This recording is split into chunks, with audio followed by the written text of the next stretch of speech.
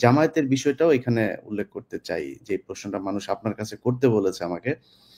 যে এই যে মতিউর রহমান নিজামী থেকে শুরু করে এরা আ যুদ্ধের সময় আমাদের সামনে যেই সিনারিও ভাসানো হয়েছে যে তারা মেয়েদেরকে ধর্ষণ করেছে, পাকিস্তানি ক্যাম্পে নিয়ে বাংলাদেশের মেয়েদেরকে নিয়ে তুলে দিয়ে এসেছে।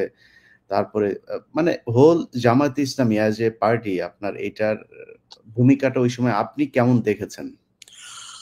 আ ইলিয়াস, সত্যি বলতে কি ওই সময় আমার কোনো পলিটিক্যাল এলিমেন্টদের সাথে কোনো যোগাযোগ আমার ছিল না। আমি জয়েন করার সাথে, সাথে আমি জেড ফোর্সে ছিলাম জিয়াউর রহমানের। আমি সামনে ছিলাম, যুদ্ধের ময়দানে ছিলাম। আমার ইউনিট নিয়ে ব্যস্ত ছিলাম। অন্যান্য ইনফ্যান্ট্রি ইউনিটের সাথে আমার দেখা সাক্ষাৎ। কোনো পলিটিক্যাল এলিমেন্ট কেউ আমাদের ক্যাম্পে আসে নাই। কারো সাথে আমার কোনো দেখা হয় নাই। যতটুকু আলোচনা হয়েছে ওই মুজিবনগরে, তারপরে আগরতলায়, এই অতটুকুই ওই কয়েকজনের সাথে। তারপরে আমার কোনো পলিটিক্যাল এলিমেন্টের সাথে আলাপ হয়নি। আর আমাদের ক্যাম্পে আশেপাশে কোনো মানে কেউ আসে নাই, কোনো পলিটিক্যাল এলিমেন্ট। অতএব যুদ্ধের সময় আমি এদের সাথে দেখতে পাইনি। পরবর্তী পর্যায়ে বাংলাদেশের পরে অনেক কাহিনী শুনেছি যে এই যে রাজাকার কে কি করেছে টরেছে, কিছু বিশ্বাস করেছে, কিছু বিশ্বাস উপযুক্ত নয়। এগুলা তখনকার সময় আমি কিছু সেই দেখতে সময় পারিনি। আপনাদের কাছে এই অভিযোগ আসে নাই যে জামাত ইসলামের লোকজন এই যে রাজাকাররা মেয়েদেরকে তুলে নিয়ে পাকিস্তানিদের কাছে দিচ্ছে, তারপরে এরা আপনাদের বিরুদ্ধে যুদ্ধ করছে। মানে যুদ্ধের মাঠেই তো তারা তো একটা পার্ট ছিল। আপনাদের বিপরীত পক্ষে অবস্থান নিয়েছিল। তো তাদের সাথে কখনো আপনাদের যুদ্ধ-টুদ্ধ হয় নাই?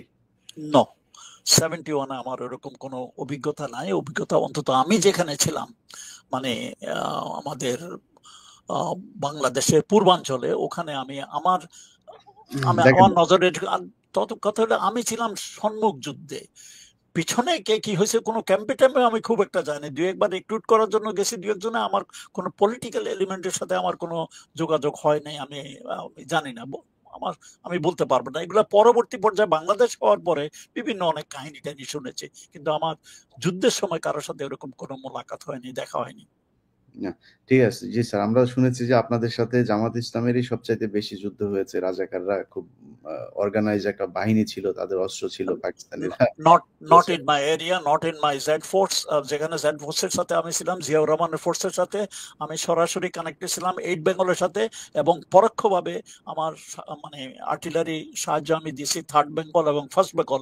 মানে আমার সাথে এমন কোনো পলিটিক্যাল এলিমেন্টের তখন কোনো দেখা সাক্ষাৎ হয় নাই। থাকতে পারে, বাট আমার সাথে কোনো স্যার, আমি বলছিলাম না।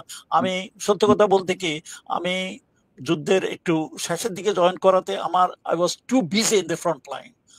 জি, অতএব বুঝতে ওসব পেরেছি। দেখার আমার সুযোগ মূল হয়নি। মূল